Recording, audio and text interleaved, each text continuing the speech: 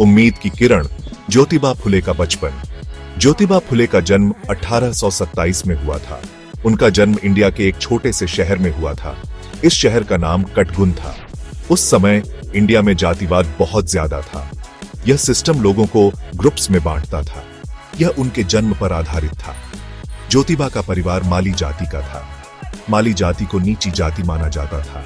उनके साथ ऊंची जातियों वाले बुरा बर्ताव करते थे। ज्योतिबा ने यह अन्याय अपनी आंखों से देखा। उन्होंने देखा कि उनका समुदाय कैसे परेशान होता है। उन्होंने इसके खिलाफ लड़ने का फैसला किया। वह सबके लिए समानता चाहते थे। बचपन से ही ज्योतिबा बहुत होशियार थे। उन्हें पढ़ना बहुत पसंद था, लेकिन उन्हें स्कूल छोड़ना पड़ा। उनके परिवार को मदद की जरूरत थी। वह अपने पिता के साथ काम करते थे। वे फूल बेचने का काम करते थे। फिर भी ज्योतिबा ने सीखना नहीं छोड़ा। जब भी उन्हें मौका मिलता, वह किताबें पढ़ते। ज्योतिबा खुशकिस्मत थे। उनका एक दोस्त ऊंची जाति का था। इस दोस्त ने ज्योतिबा की होशियारी को पहचाना। उसने ज्योतिबा के पिता को उन्हें पढ़ने के लिए मना लिया। ज्योतिबा वापस स्कूल गए। उन्होंने अपनी पढ़ाई पूरी की। इस अनुभव ने ज्योतिबा पर गहरा प्रभाव डाला। इससे उन्हें शिक्षा की शक्ति का एहसास हुआ। पुरानी रीतों को चुनौती, सबके लिए शिक्षा। ज्योतिबा शिक्षा में विश्वास करते थे। वह जानते थे कि यही बदलाव की कुंजी है। उस समय शिक्षा केवल ऊंची जातियों के लिए थी। नीची जातियों और महिलाओं को स्कूल जाने की अनुमति नहीं थी।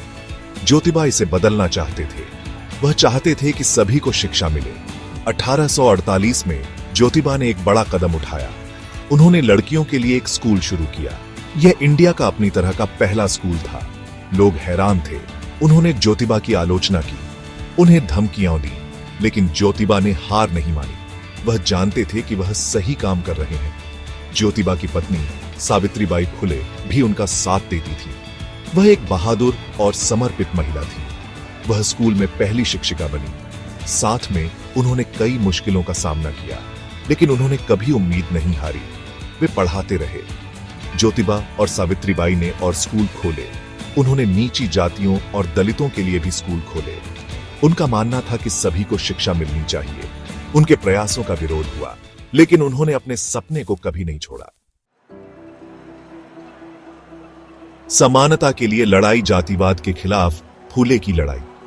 ज्योतिबा फुले सिर्फ एक शिक्षक नहीं थे, वह एक समाज सुधारक थे। उन्होंने जातिवाद के खिलाफ लड़ाई लड़ी।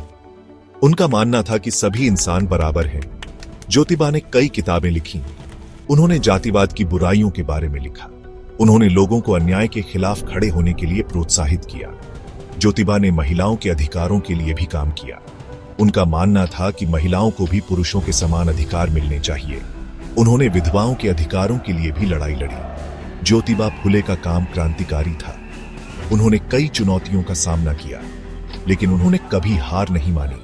वह समानता के लिए लड़ते रहे। बदलाव की विरासत, फुले का अमिट प्रभाव। ज्योतिबा फुले के काम ने एक स्थायी विरासत छोड़ी है। उन्होंने कई अन्य लोगों को समानता के लिए लड़ने के लिए प्रेरित किया। उनके स्कूलों ने हजारों बच्चों को शिक्षित किया। उन्होंने कई लोगों को आशा दी। ज्योतिबा की रचनाएं आज भी प्रेरित करती हैं। वे हमें समानता के महत्व की याद दिलाती हैं। ज्योतिबा फुले का जीवन शिक्षा और समाज सुधार की शक्ति का प्रमाण है। उनकी विरासत आज भी जीवित है। उन्होंने हमें दिखाया कि एक व्यक्ति भी बदलाव ला सकता है। ज्योतिबा फुले का प्रभाव आज भी महसूस किया जाता है। समानता के लिए उनकी लड़ाई आज भी पीढ़ियों को प्रेरित करती है।